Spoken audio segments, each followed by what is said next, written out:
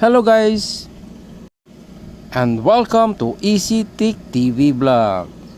At dito tayo mag-i-install ng unit sa area na to. Ito yung labas, at dito, at dito. Ito na nga, nagbubutas na kami para sa tubo. Maglalagay na rin ng plate para sa unit, habang ako ay maglalatag ng tubo at wiring sa taas. Titignan ang distansya. May dalawang wire para sa unit at dalawang wire para sa power at isang wire para sa ground.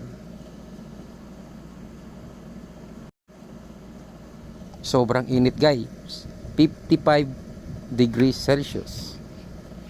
Alas 12 na ng tanghali.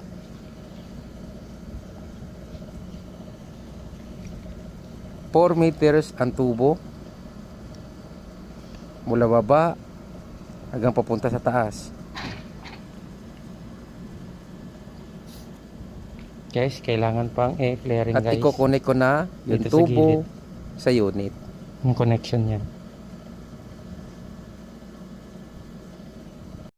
Kapag mag-flaring guys, ay siguraduhin yung flare nut ay nasa loob bago mag-flaring. At mag-flaring din sa loob ng indoor unit at ipapasok ang flare nut bago mag-flaring.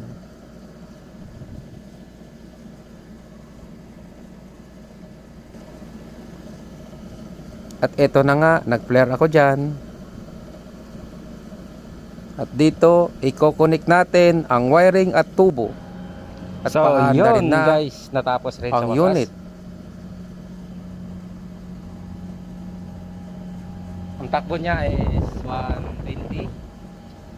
Then ang ampere niya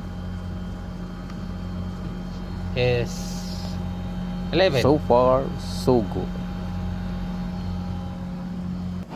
Yan, malamig na. At ito na po yung unit. Malamig na.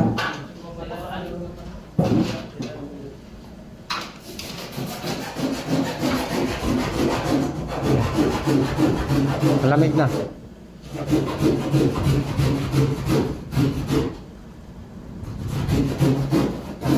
Tatakpan na lang yun. Tatakpan na lang Dito. yung butas.